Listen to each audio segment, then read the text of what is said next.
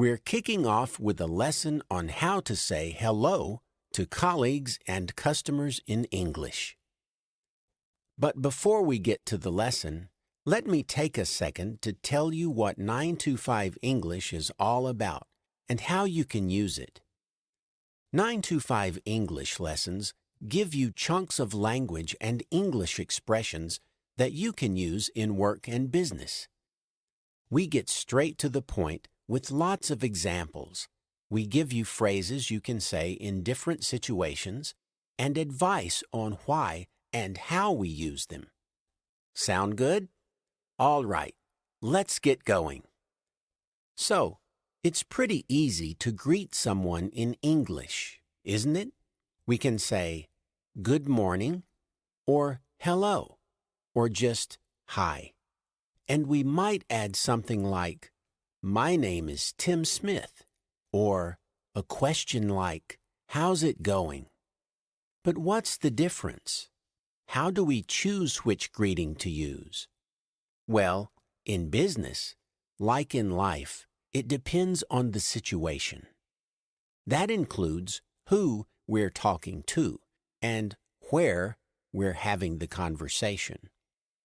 So let's go through 3 situations and practice some appropriate ways of saying hello.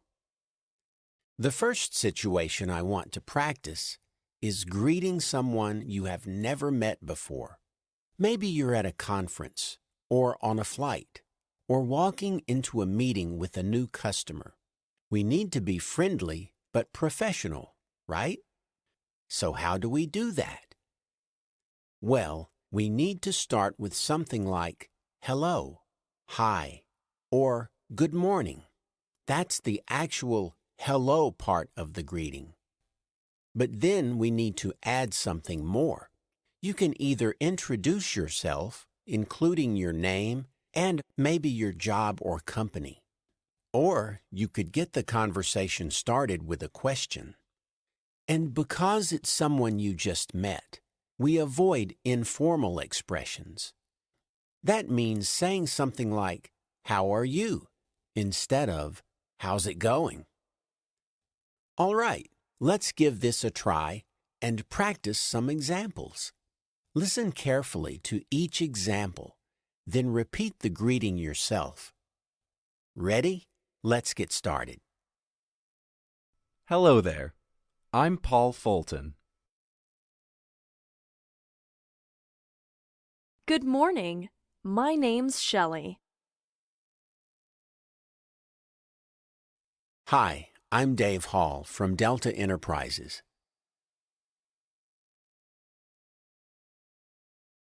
Good afternoon.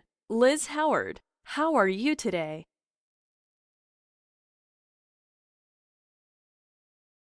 How do you do?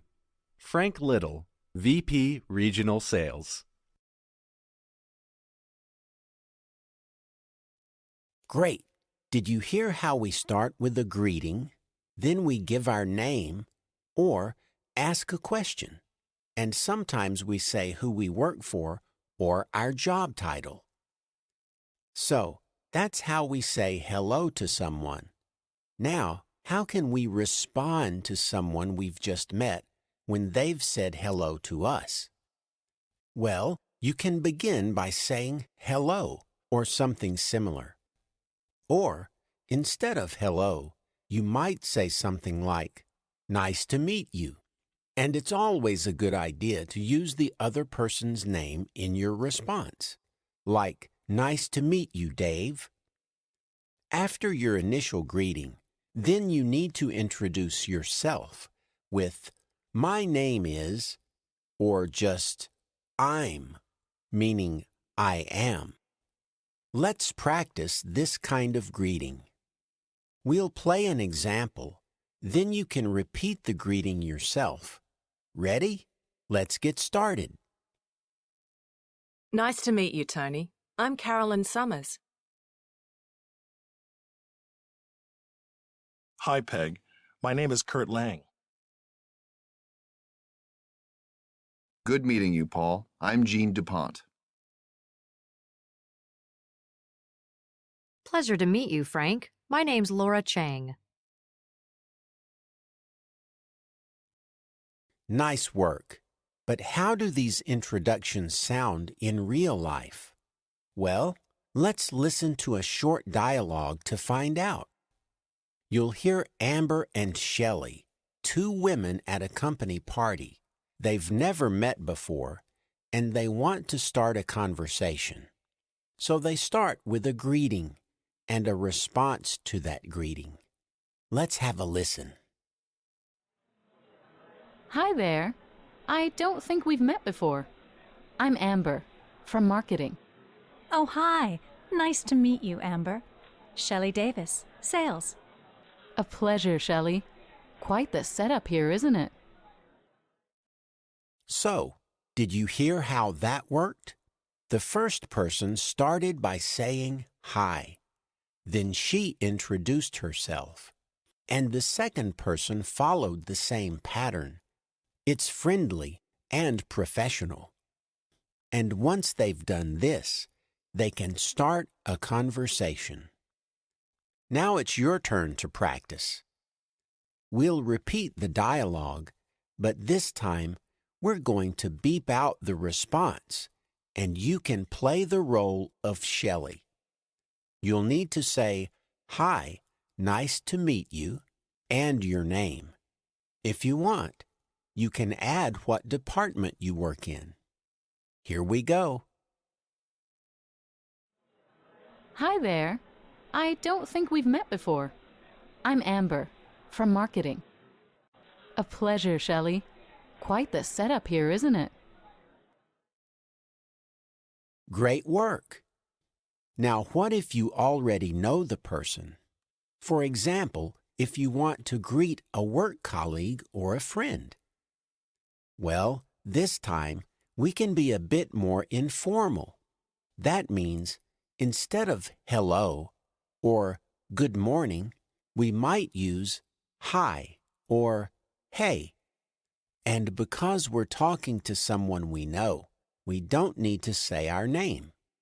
Instead, we ask a friendly little question that means something like, "How are you?" Let's give it a try. We'll provide some examples. Listen carefully and repeat for yourself. Ready? Let's begin. Hey there, Bob. How's it going? Good to see you, June. Morning, Lana. What's up? Oh, hi, Chuck. What's new? Okay, just a note here on answering questions. If it's a how question, like how's it going, we can say good or not too bad. But if someone uses what in a question, we need to say something like not much or give them some actual information. All right? How about a little dialogue to show us how this more informal greeting sounds? We'll hear Kobe and Liz, two co-workers, making small talk before a meeting. Ready? Oh, hey, Liz. How's things? Hi, Kobe. Not too bad. And you? Hanging in there. So, did you hear how that was more informal?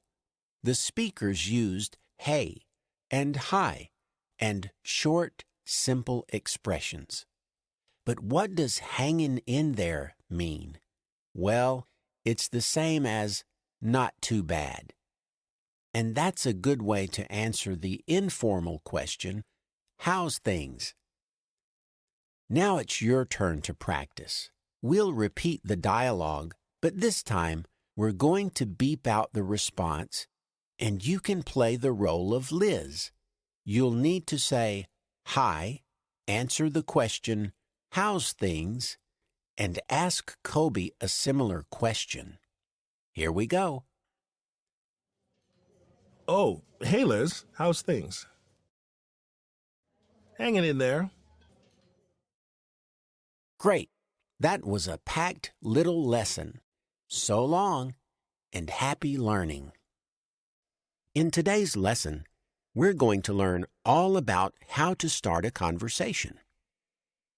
Sometimes we call starting a conversation breaking the ice. You can think of the ice as that initial silence between people. It could be between strangers on a plane or co-workers in a lunchroom. And when we break the ice, we say something friendly to start a conversation. So how do you do that? What do you say? And what topics are best? Well, in our first lesson, we had an example of a greeting between work colleagues who didn't know each other. Can you remember how they got their conversation started after the greeting? What did they say? Let's have another listen to that short dialogue, and you can listen for the conversation starter. A pleasure, Shelley. Quite the setup here, isn't it? Yes, they've really gone to town. I should get them to come decorate my house. Yeah, right. Good idea. So, did you hear what the first person said? She said, "Quite the setup here, isn't it?" And that shows us that asking a question is a great way to start a conversation, especially if you've just been introduced. You can use simple and direct questions, or you can use a comment with a tag question. Just a quick note on vocabulary here. The setup of the room is the way it is organized and decorated, and quite the means impressive. So Amber thinks the decoration of the room is very impressive, and Shelley agrees, saying, "They've really gone to town." If we go to town with something, it means we make a big effort. All right, let's try a little practice with some simple questions for starting a conversation. Listen carefully to each example, then repeat the example yourself. Ready? Let's get started. Can you believe how much snow we're getting? So where are you off to today? You visiting family for the holiday or just getting away?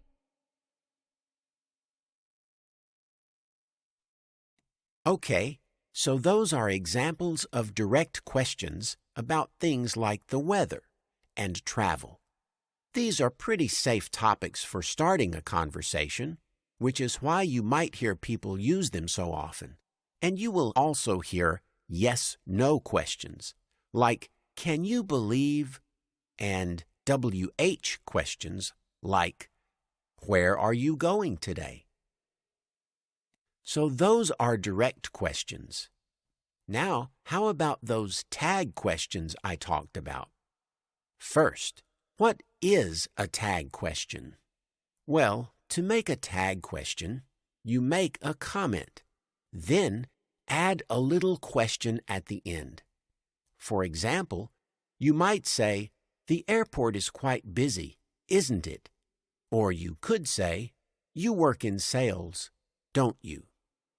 Let's do a little practice with this kind of question. Remember, repeat each example after you hear it. A beautiful day, isn't it? Splendid program, don't you think? You were in the afternoon workshop, weren't you? Now, there are a couple of tricks to tag questions. First, the question tag needs to match the comment. So, with "a beautiful day," you need "isn't it?"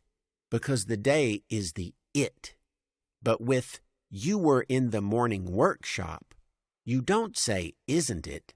Instead, we say "weren't you?" The subject has to match, and the verb tense has to match. And here's the second thing about tag questions. A positive statement is followed by a negative tag question, like, "Nice day, isn't it?" While a negative statement is followed by a positive tag question, like, "There isn't much snow, is there?" Does that make sense? Okay, so remember that little dialogue between colleagues that we heard at the start of the lesson? Let's use that for a bit of practice. We'll repeat the dialogue, but this time we'll beep out a couple of lines so you can add your own responses. You'll need to start with a tag question about the setup to get the conversation started, and you'll have to respond to the other person's comment. Let's give it a go. Yes, they've really gone to town. I should get them to come decorate my house.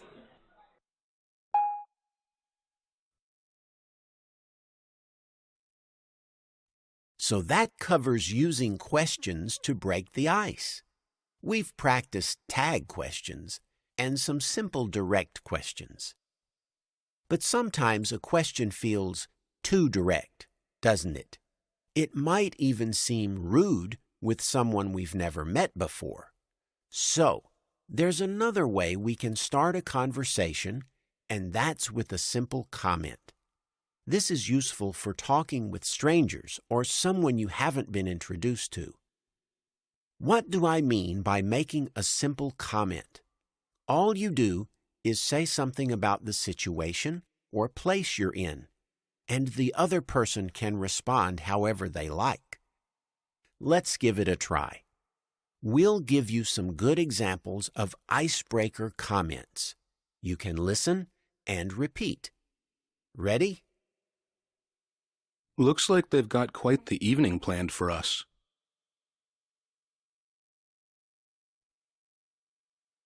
There sure are a lot of people here tonight. Looks like it's going to be a full flight. Sure is quiet in here today.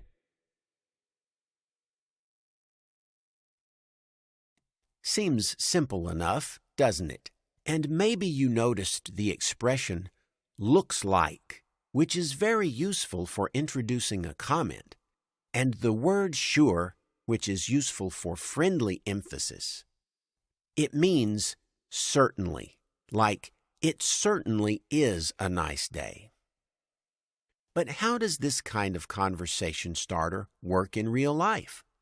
Remember, a comment like this invites a response from the other person. Once they respond, you can continue on the same topic. Let's listen to a short dialogue to see how this can work. You'll hear two travelers in an airport. One of them starts with a simple comment, just like we practiced. Then the other person responds, and the first person continues with some explanation of the situation. Looks like it's really starting to fill up. Yeah, pretty busy. I think everything's kind of backed up. Something about a snowstorm in the Midwest, I heard. So, did you hear how that worked? You just comment on something around you. Let the other person respond and keep talking. Then the conversation flows from there. Now you can try this yourself. We'll repeat the same dialogue, but we'll beep out the first and last lines. It's your job to break the ice with a comment. Then continue talking after the other person responds. Ready to give it a go? Yeah, pretty busy. Okay. Now we've looked at starting a conversation with strangers, but how about talking with your coworkers? Well, it's not too different from talking with people you don't know. You can use a question or a comment, and it's best to pick an easy or general topic like sports or the weather or news. Let's try a little practice. Listen to each example and repeat what you hear. Okay? Let's begin. Can you believe this rain we've been having? Did you see that race last night? Did you hear about the latest earthquake in Japan? The euro sure seems to be in a bit of trouble.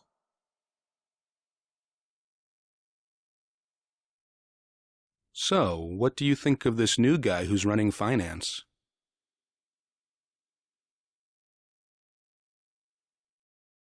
We often ask these kinds of questions after we've already said hello to the other person.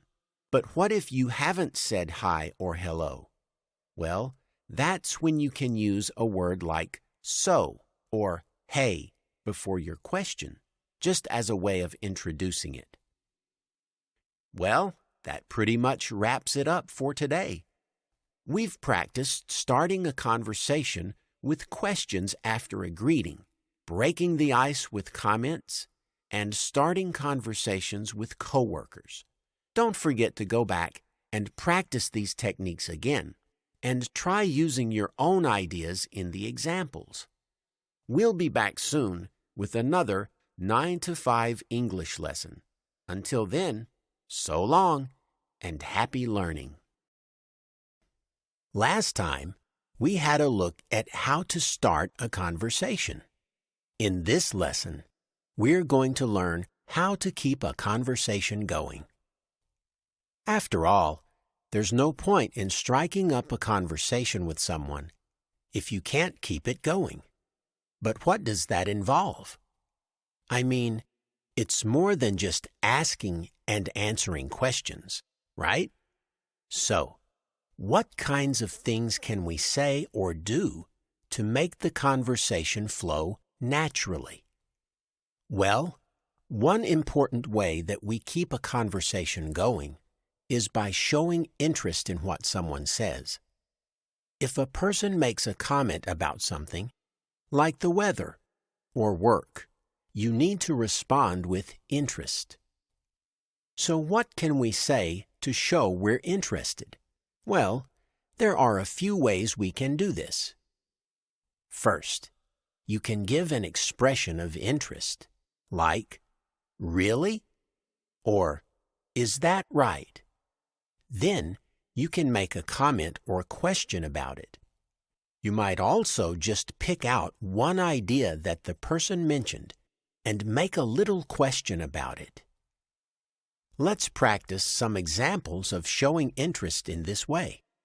Listen to each example, then repeat it yourself. Ready? Let's get started.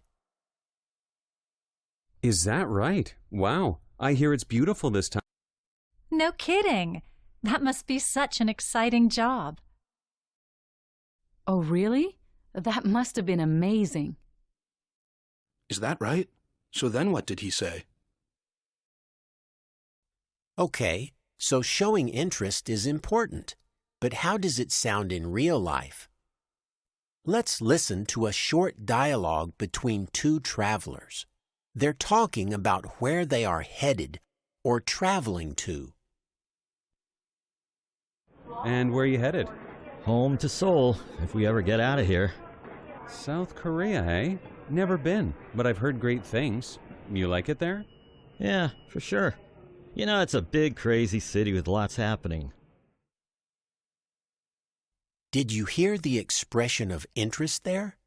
One person mentioned he is going to Seoul, and the other person invited more information about that topic.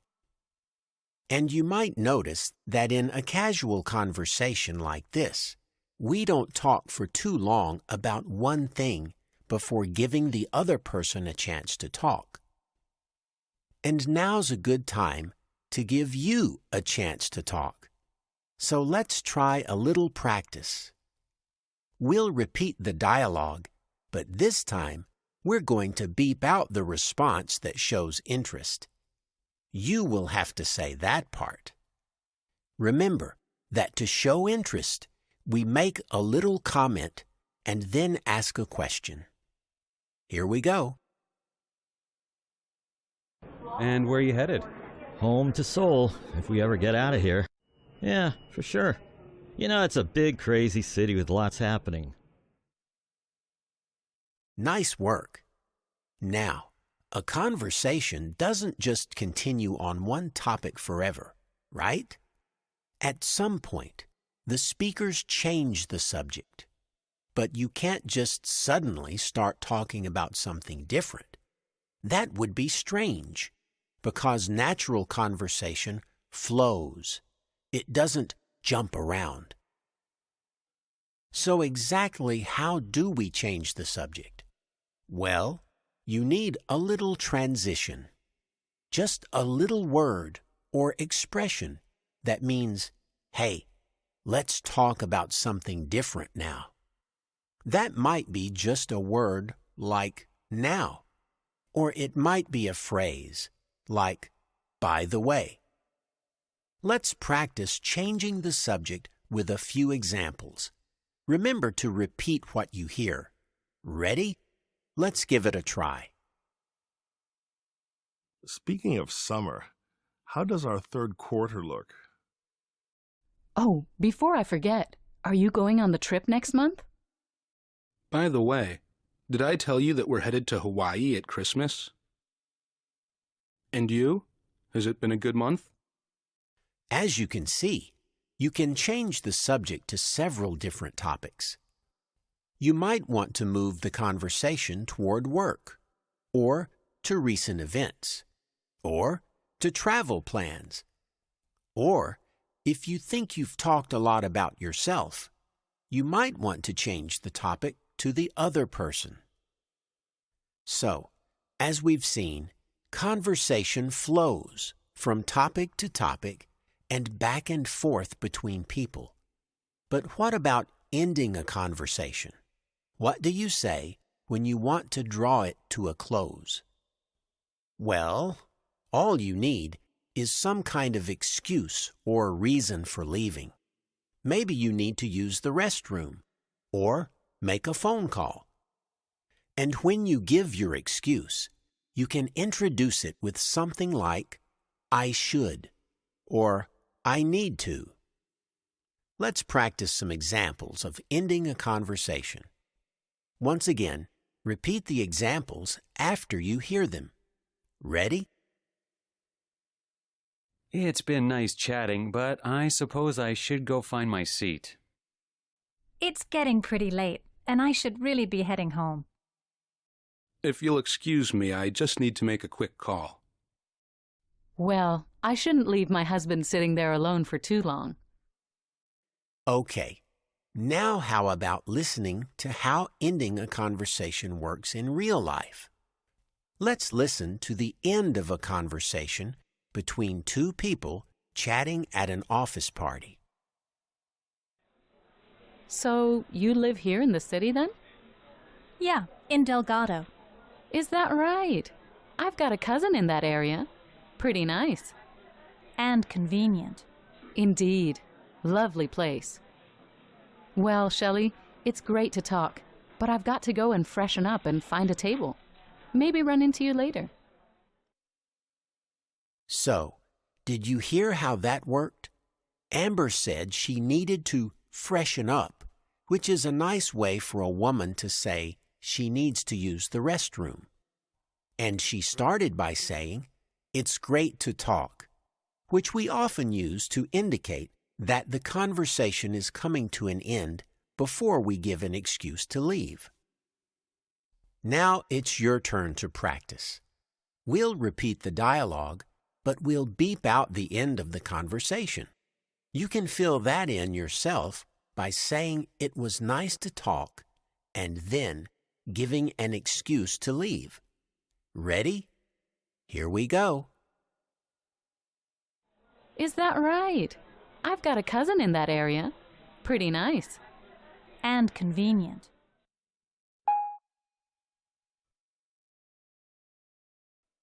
All right. Now that we've looked at how to end a conversation, it's time for us to end this lesson.